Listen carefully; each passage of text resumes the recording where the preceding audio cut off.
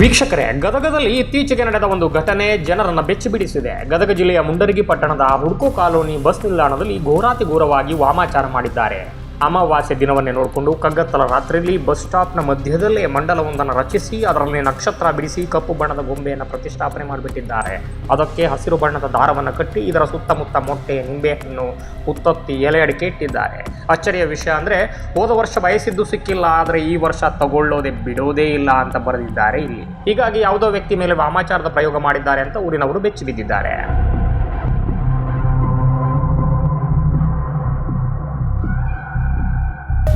ಈ ಕೃತ್ಯವನ್ನು ಯಾರು ಮಾಡಿದ್ರು ಅಂತಕ್ಕಂಥ ಮಾಹಿತಿ ಯಾರಿಗೂ ಸಿಕ್ಕಿಲ್ಲ.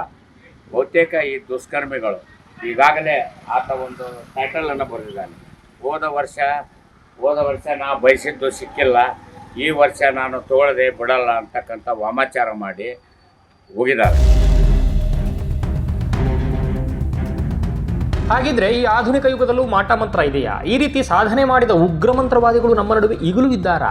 ಅಥವಾ ಇದೆಲ್ಲ ಜನರನ್ನ ಹೆದರಿಸುವ ಡೋಂಗಿ ಆಟವ? ಅಕಸ್ಮಾತ್ ಮಾಟ ಮಂತ್ರ ನಿಜವಾಗಿಯೂ ಆಗಿದ್ರೆ ಅದರಿಂದ ಹೊರಬರುವುದಾದ್ರೂ ಹೇಗೆ? ವೀಕ್ಷಕರೇ, ನಾವು 21ನೇ ಶತಮಾನದಲ್ಲಿದ್ದೇವೆ, ಚಂದ್ರನ ಮೇಲೆ ಕಾಲಿಟ್ಟಿದ್ದೇವೆ. ಆದರೆ ಇಂದಿಗೂ ಅನೇಕರ ಮನಸ್ಸನ್ನು ಕಾಡ್ತಾ ಇರುವ ಪ್ರಶ್ನೆಗಳು ಇವೆ. ಮಾಟ ಮಂತ್ರ ಅನ್ನೋದು ನಿಜಾನಾ? ಯಾರೋ ಮಾಡಿದ ಕೆಟ್ಟ ಪ್ರಯೋಗದಿಂದ ಒಬ್ಬರ ಬದುಕು ನಾಶವಾಗೋದಕ್ಕೆ ಸಾಧ್ಯನಾ? ಈ ಎಲ್ಲ ಪ್ರಶ್ನೆಗಳಿಗೂ ಕೂಡ ಇಂದಿನ ಈ ವಿಡಿಯೋದಲ್ಲಿ ವಾಮಾಚಾರದ ಹಸರಿ ಸತ್ಯ, ಅದರ ಲಕ್ಷಣಗಳು ಮತ್ತು ಮನೆಯಲ್ಲೇ ಮಾಡಬಹುದಾದ ಸರಳ ಪರಿಹಾರಗಳನ್ನೆಲ್ಲವನ್ನೂ ಕೂಡ ಕಂಪ್ಲೀಟ್ ಆಗಿ ನೋಡೋಣ. ಸ್ಕಿಪ್ ಮಾಡದೆ ಕೊನೆಯವರೆಗೂ ಕೂಡ ನೋಡಿ, ಯಾಕಂದರೆ ನಿಮ್ಮ ಒಂದು ತಪ್ಪು ನಂಬಿಕೆ ನಿಮ್ಮ ನೆಮ್ಮದಿಯನ್ನೇ ಹಾಳು ಮಾಡಬಹುದು. ನೋಡಿ ಸ್ನೇಹಿತರೆ, ಈ ಪ್ರಪಂಚದಲ್ಲಿ 2 ರೀತಿಯ ಶಕ್ತಿಗಳಿವೆ, ಪಾಸಿಟಿವ್ ಎನರ್ಜಿ ಮತ್ತು ನೆಗೆಟಿವ್ ಎನರ್ಜಿ. ವಿಜ್ಞಾನದ ಪ್ರಕಾರ ಎನರ್ಜಿ ಅನ್ನೋದು ಅಳಿಸಲಾಗದ ವಸ್ತು. ನಮ್ಮ ಸನಾತನ ಧರ್ಮದಲ್ಲಿ ಅಥರ್ವಣ ವೇದ ಶಕ್ತಿಗಳ ಬಳಕೆಯ ಬಗ್ಗೆ ವಿವರಣೆ ನೀಡುತ್ತೆ. ಮಾಟ ಮಂತ್ರ ಅನ್ನೋದು ಮೂಲತಃ ನೆಗೆಟಿವ್ ಎನರ್ಜಿಯನ್ನು ಒಬ್ಬರ ಮೇಲೆ ಹೊರಿಸುವ ಪ್ರಕ್ರಿಯೆ. ಈಗಲೂ ಅಂತಹ ಸಾಧಕರು ಇದ್ದಾರಾ ಅಂದರೆ ಹೌದು. ಹಿಮಾಲಯದ ಕೆಲವು ಭಾಗಗಳಲ್ಲಿ ಅಥವಾ ನಿಗೂಢ ಕ್ಷೇತ್ರಗಳಲ್ಲಿ ಇಂದಿಗೂ ಶಕ್ತಿ ಸಾಧನೆ ಮಾಡೋರಿದ್ದಾರೆ. ಆದರೆ ಇಂದು ನಮ್ಮ ಸುತ್ತಮುತ್ತ ಕಾಣೋ 90% ಮಂತ್ರವಾದಿಗಳೆಲ್ಲ ಕೇವಲ ಹಣಕ್ಕಾಗಿ ಜನರನ್ನು ಹೆದರಿಸುವ ಸುಳ್ಳುಗಾರರು ಎಂಬುದು ಅಷ್ಟೇ ಸತ್ಯ.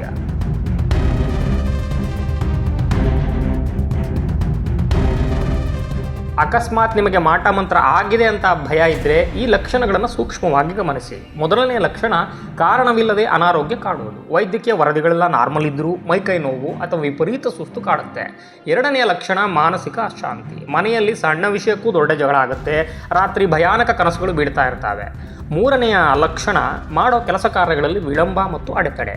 ಕೈಗೆ ಬಂದ ತುತ್ತು ಬಾಯಿಗೆ ಬರದಂತೆ ಕೆಲಸಗಳು ಕೊನೆಯ ಕ್ಷಣದಲ್ಲಿ ಕೆಡುವುದು ಕೂಡ ವಾಮಾಚಾರದ ಲಕ್ಷಣವೇ. ಮನೆಯಲ್ಲಿ ತುಳಸಿ ಒಣಗೋದು ಕೂಡ ಇದೇ ಲಕ್ಷಣ.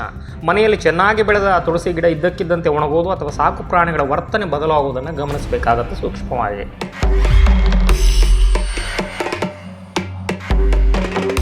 ಇದನ್ನೆಲ್ಲ ಸೂಕ್ಷ್ಮವಾಗಿ ನೋಡಿದಾಗ ಖಂಡಿತವಾಗಿಯೂ ನೆಗೆಟಿವ್ ಎನರ್ಜಿ ಪ್ರಭಾವ ಬೀರುತ್ತೆ. ಆದರೆ ನೆನಪಿಡಿ, ಯಾರ ಸಂಕಲ್ಪ ಶಕ್ತಿ ಮತ್ತು ದೈವಶಕ್ತಿ ಹೆಚ್ಚಿರುತ್ತೋ ಅವರ ಮೇಲೆ ಇವುಗಳ ಪ್ರಭಾವ ಶೂನ್ಯ. ನೀವು ಮಾನಸಿಕವಾಗಿ ಎಷ್ಟು ಹೆದರುತ್ತೀರೋ ಅಷ್ಟೂ ಈ ಶಕ್ತಿಗಳು ನಿಮ್ಮನ್ನು ಕಾಡ್ತವೆ. ನನ್ನ ಮೇಲೆ ಕೆಟ್ಟ ಪ್ರಭಾವ ಬೀರೋದಕ್ಕೆ ಸಾಧ್ಯ ಇಲ್ಲ ಅನ್ನೋ ದೃಢ ವಿಶ್ವಾಸ ನಿಮಗೆ ಅರ್ಧ ರಕ್ಷಣೆಯನ್ನು ನೀಡುತ್ತೆ ಅನ್ನೋದನ್ನು ಮರಿಬೇಡಿ.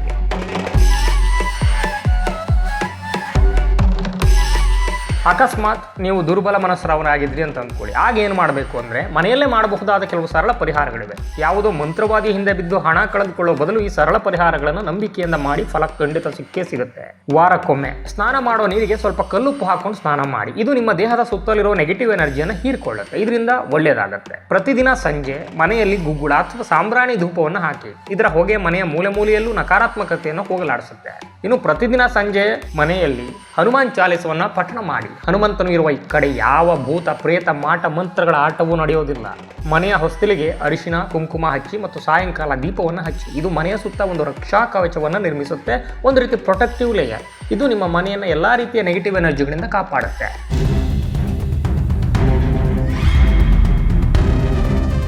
ಅನೇಕ ಬಾರಿ ಮಾನಸಿಕ ಖಿನ್ನತೆ ಅಥವಾ ವಿಟಮಿನ್ ಕೊರತೆಯಿಂದಲೂ ಕೂಡ ಮೇಲೆ ಹೇಳಿದ ಕೆಲವು ಲಕ್ಷಣಗಳು ಕಾಣಿಸ್ಕೊಳ್ಬಹುದು. ಆದ್ದರಿಂದ ಮೊದಲು ವೈದ್ಯರನ್ನು ಸಂಪರ್ಕ ಮಾಡಿ. ಭಯವೇ ಮಾಟ ಮಂತ್ರದ ಮೊದಲ ಅಸ್ತ್ರ. ನೀವು ಧೈರ್ಯಶಾಲಿಯಾಗಿದ್ದರೆ ಯಾವ ಮಂತ್ರವೂ ನಿಮ್ಮನ್ನು ಏನು ಮಾಡೋದಕ್ಕೆ ಸಾಧ್ಯವಿಲ್ಲ. ಪಾಸಿಟಿವ್ ಆಲೋಚನೆ ಮತ್ತು ದೈವ ಪ್ರಾರ್ಥನೆ ಸದಾ ನಿಮ್ಮ ಜೊತೆಗಿರಲಿ.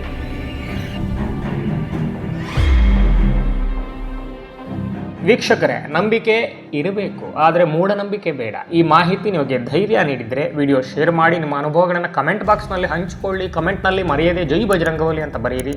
ನಮ್ಮ ಚಾನಲ್ಗೆ ಸಬ್ಸ್ಕ್ರೈಬ್ ಆಗಿ ಬೆಂಬಲಿಸಿ. ನಮಸ್ಕಾರ.